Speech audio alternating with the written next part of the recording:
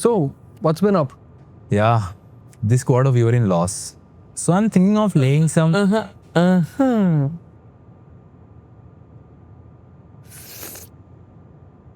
I guess you guys have a business problem, right? Let me help you with it. I am a consultant. On 3, jump with me, okay? 3. Guys, come on. Okay? Please. 3.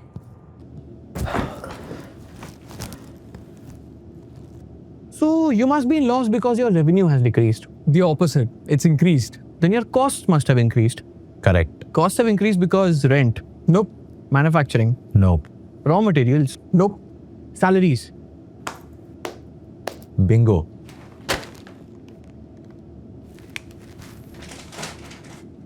Have you given your personnel a hike recently? No, in fact, we have hired... So you've hired more people. Yeah, we have hired more people.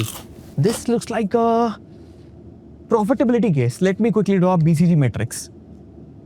Question mark. I will have to do a SWOT analysis. SWOT. And I will need to know the number of your employees. I can tell you. Guesstimate. Or you can tell us. Send me a heat map of Bangalore. Tell me the population density. What is the average heat quotient of a person? What is this building's heat signature? You have 391 employees. 390. 391. I just hired this guy on your payroll for my calculations. Oh my God. So after boiling the ocean and circling back to the needle in the haystack, I've come to the conclusion that you guys should aim for the low-hanging jackfruit. Which is? You should lay people off. We need to lay people off. Yeah, downsize. Bingo. That'll be $2.5 million. $2.5 million? That doesn't sound right. Oh, I'm sorry, $2.5 million and 60 rupees. What? Flying business, staying luxury. Executives wearing suits, meeting executive C-suits. All this while getting paid absurdly high salaries. But what does a consultant even do? Jargon. Maths. PPT.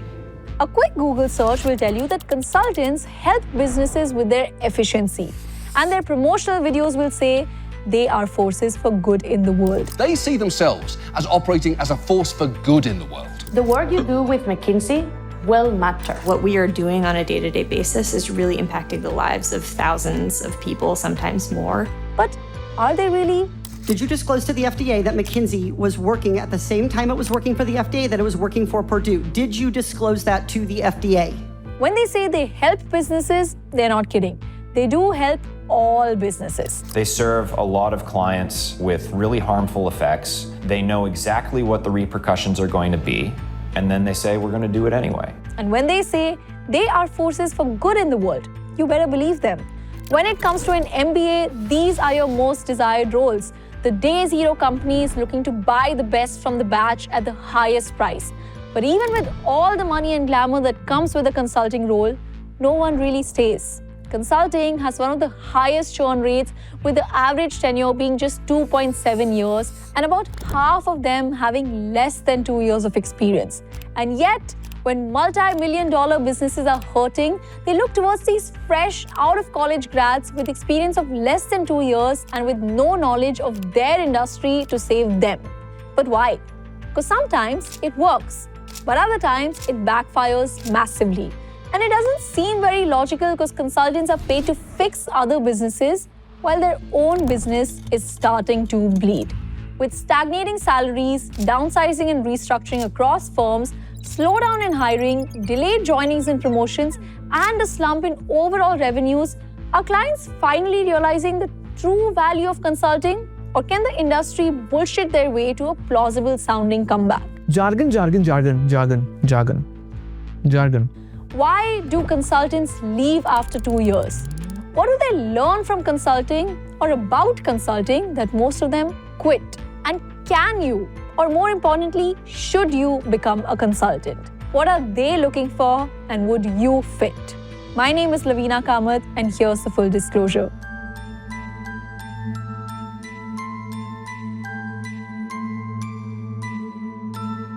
We're very excited to be a part of the Zerodha Media Network. Together, Zerodha and we will bring you well-researched videos on careers, different industries, and the evolving job market.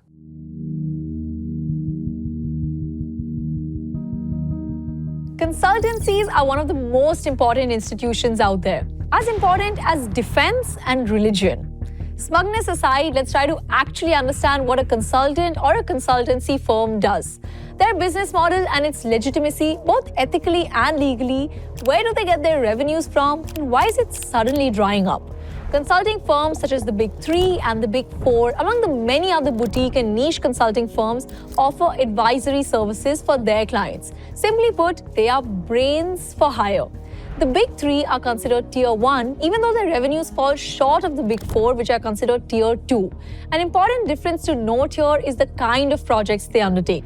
The Big Four take up more implementation-based projects, with strategy contributing only a minor amount to their total revenue. The Big Four were originally auditing, accounting firms, but over the years have dabbled in strategy consulting on and off. The Big Three, on the other hand, take up strategy consulting projects. And despite their lower revenues, their revenue to employee ratio is much better, which is why they are able to provide greater salaries to their force. Because unlike tech consultants of Deloitte, strategy consultants of BCG or McKinsey charge a bomb. Moreover, they don't wait to see it get implemented. When McKinsey comes to town, they understand your business, provide recommendations, and leave. The boring implementation can be done by Tier 2 firms. Being a consultant often means juggling a multitude of tasks, from managing multiple projects to staying on top of deadlines and client needs.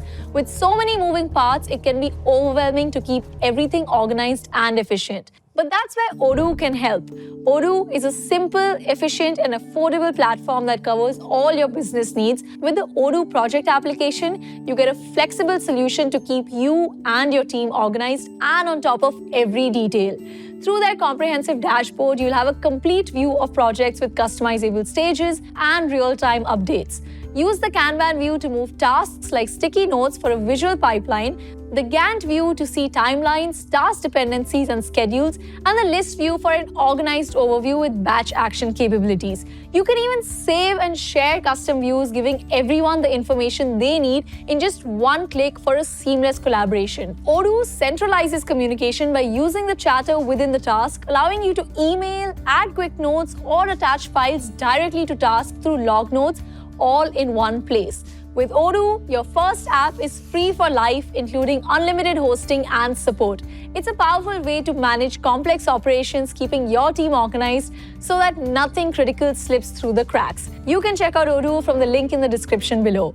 Now back to the video. Their team of sharp and boisterous consultants will put the business problems in one of their frameworks, draw a SWOT matrix, apply MECE, and recommend a solution basis all of that. In fact, one criticism leveled on consulting is exactly that. They try to force-fit the client's problems into one of their learned case frameworks. At the cost of simplifying the problem, they sometimes also dilute or distort it. So while the revenue of the Big Four majorly comes from low-cost implementation, the revenues of the Big Three come from high-cost strategy consulting. Though both these categories of firms are now moving into the other bracket to expand their revenues. The Big Three have mostly stayed away from implementation projects for a very long time, and for good reason. Their entire business model is built around secrecy, and for the clients, they can provide an intangible but extremely useful service. Apart from their actual consulting expertise, of course. I'll explain what that means soon, but I want you to realize that when I say consulting firms are used for liability deflection, I'm not meaning that that's all that they do. But it becomes a big part of why their expensive services are brought in the first place, as well as why they are currently seeing a downturn. So when a consulting firm is onboarded to solve a business problem, be it profitability, pricing, market entry, mergers, or competitor analysis, apart from the recommendation, which is almost always downsizing, the client gets these uses out of their recommendation. If it is an unpopular decision, like laying off employees, it's better if it comes from a credible and unbiased third party than from their in-house manager who everybody already hates. Trust me when I say this, the clients already know their problems and what they want to do about it. They just want consultants to present it in a structured and data-backed manner because a manager can be dismissed, but a 100-slide deck? Moreover, it gives the internal bosses a scapegoat in case the recommendation goes south. If McKinsey recommends AT&T to pull out of the mobile phone market because they predicted the growth of the market incorrectly by 82,000%, the managers at AT&T can still keep their jobs. As for McKinsey, their contracts have clauses saving them from the liabilities and performance of the company after their recommendations. So essentially, the arrangement between a client and consulting firm is that of a win-win. If the recommendation works, both the parties gain credibility, and if it doesn't work, well, neither was at fault. The clients can say we hired an outside consultant to reach this decision, and the consultants can avoid accountability because at the end of the day, it's not their business. So if this arrangement is so foolproof, why is it suddenly going under? Especially after a hiring spree and record revenues in the past few years.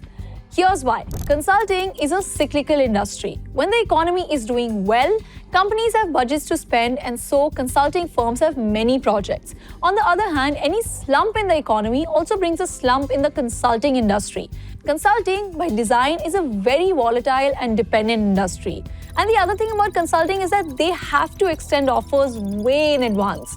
In India, consulting firms like the MBB and Oliver Wyman, Alvarez and Marsal, and A.T. Kearney hire from top MBA colleges and are all day zero companies. The shortlisting of candidates happen way in advance and offers are extended even before the college ends. So the hiring numbers are always lagging behind the current market sentiment. Suppose the economy was booming like it was pre-COVID, firms would need to hire aggressively to staff all their projects. But the hirees could only join 6 to 12 months later, and in that time, the economy could have moved in any direction. Post-COVID, the economy moved downwards and consulting projects were halted. No company would onboard a consulting firm unless it was absolutely necessary.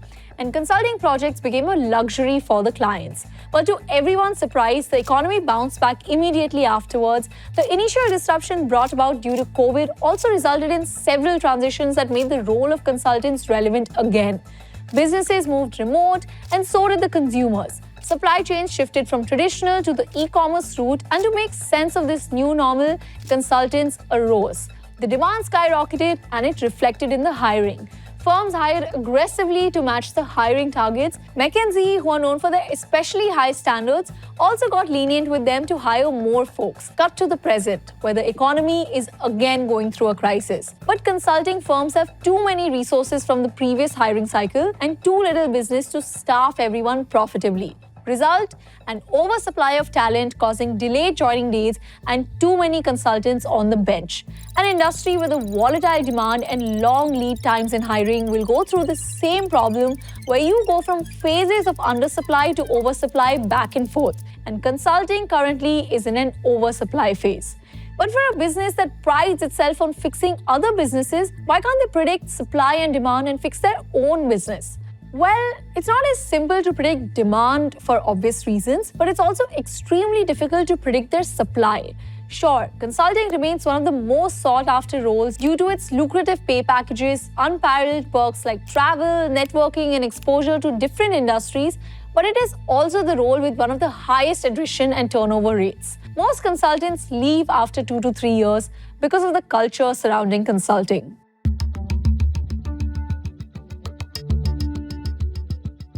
There are two aspects to their culture.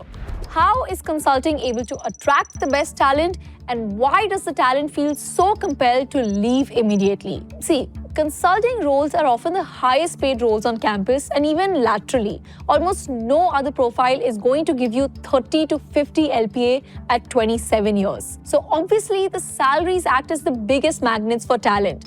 Moreover, the nature of consulting roles is such that you get exposed to a variety of industries early on. The skill sets you develop as a result act as the foundation to build a solid career upon within or even outside consulting. Then there is the professional network that consultants can boast about. Their professional network will consist of not only their peers who will have come from the best of colleges and experiences and who will go on to build and lead businesses of their own. Even the clients you interact with are all CXOs. While working for a client, you get to network with the showrunners of a company, and a lot of the time, it so happens that if you've delivered on a project well, they are willing to get you on board full-time. And obviously at a salary range higher than what even consulting paid you.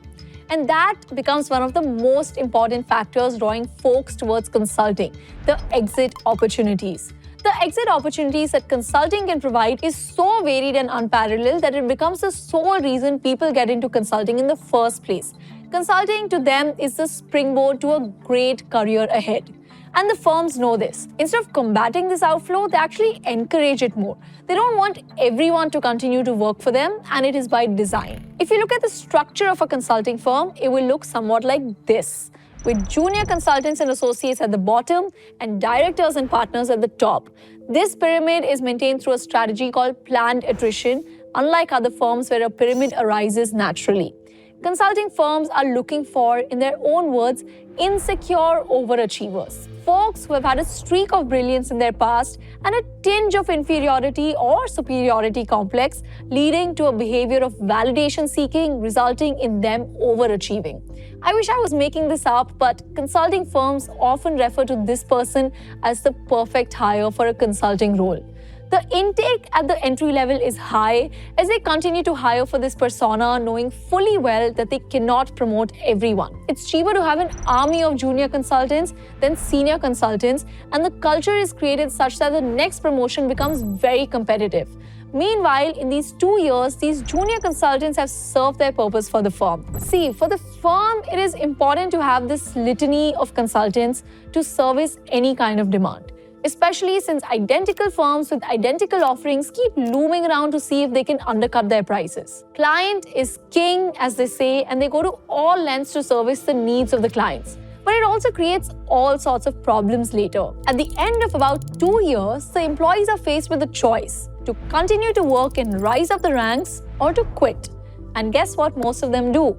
Because by the time they finish their 2 years, they're aware of how low the upwards mobility is. And for those who don't choose to leave, are gently nudged out with attractive severances and other exit opportunities, if not with their culture. Like I said, most consulting firms run with the mindset of client is king. Look at this pyramid. The lower levels of this pyramid are filled with junior associates and consultants who actually service the clients. The upper levels have partners and directors whose major role is to maintain client relationships and bring business to the firm. So when a client is onboarded, the partners do everything in their power to keep the client satisfied, because if they don't, they always have the rival firms they can take their business to. Now, what happens frequently is, to keep the clients happy, partners go above and beyond the contracts and promise unrealistic deliverables. Now, junior associates and consultants find themselves tending to these expectations beyond work hours. And if you demand a work-life balance, either you'll be pointed out to the salary you draw, or the onus of balancing work and life will be subtly shifted to the employee themselves.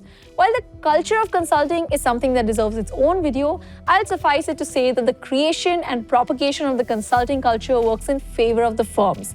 It separates the secure achievers from insecure overachievers while maintaining competition within the firm where each employee is trying to outperform the other, and you get more work for the same billed hours. Win-win.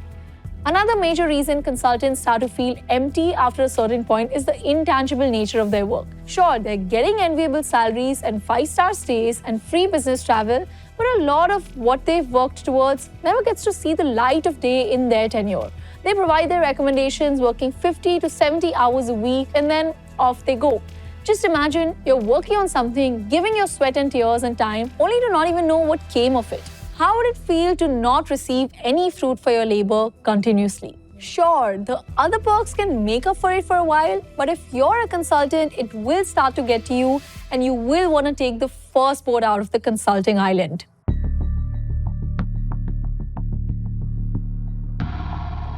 But what if you wanted to stay? Because you're still watching this video, so I'm assuming you're at least interested in knowing how to become a consultant. Well, let me start by defining the kind of persona the big three firms are looking for. Consulting recruitment focuses on recruiting talent from the top colleges in any country. In India, these would obviously be your top IITs and IIMs. But that by itself is not enough. You also need to be among the top students in the top institutes with stellar academic credentials and to garnish extraordinary extracurricular records. What they're essentially looking for are spikes in your resumes along with maintained exceptional performance everywhere else. The spikes in your resumes would be your positions in international Olympiads, the gold you won in the national level basketball, and similar. All of these criteria work together to provide firms the evidence that you are, how do I put this gently, an insecure overachiever. These are folks who are exceptionally capable and fiercely ambitious, yet driven by a profound sense of their own inadequacy. These individuals are immensely attractive to elite professional organizations because they are entirely self-motivating and self-disciplining. The firm, in effect, tells the insecure overachiever, we are the best in the business. And because we want you to work for us, that makes you the best too. Because it's simple, these are folks who attach a high sense of achievement with the tags on their resume, be it their IITs, their IIMs, or the firms themselves. They want the best, and consulting firms position themselves as the best. But upon joining the firm, insecure overachievers discover that the rigorous up or out policy exasperates their insecurity and their fear of being exposed as inadequate and ultimately rejected. To compensate, insecure overachievers respond by delivering exceptional performance. They are so hell-bent on making their clients feel good about them that they work overtime. Clients feel their passion and respond to that, and firms want that kind of a response from their clients. Partners want to sell the idea of success to their clients to demonstrate expertise that their in-house consultants bring to the table when they onboard them. It is a lot more about the aura than actual merit, which I'm not denying there is, but it's just not as important. As discussed earlier, a major reason why firms seek such talent is to sell confidence to their clients. It doesn't matter if you're going to tell them the same thing that they already know, like an astrologer, but the aura you project becomes the determining factor on whether they buy your statements or not. And for this, the firms put candidates through multiple rounds of interviews, from case interviews to guesstimates to cultural fit rounds. The interview process can take up to 7 rounds of interviews while the firms decide if they want to proceed with a candidate or not. The initial rounds of the hiring process usually involves aptitude tests and guesstimates. It is from here that the joke about how many windows are there in a city comes from. Why is that a relevant question? Well, it is not, because they're not looking for the right answer. They're looking for the right approach. Or as John Oliver puts it, the ability to bullshit their way to a plausible sounding answer. Because at the end of the day, it is one of the key reasons consultants get hired in the first place, to convince with words, presentations, and meetings why their in-house decision of downsizing makes sense. My name is Lavina Kamath, and this was your full disclosure.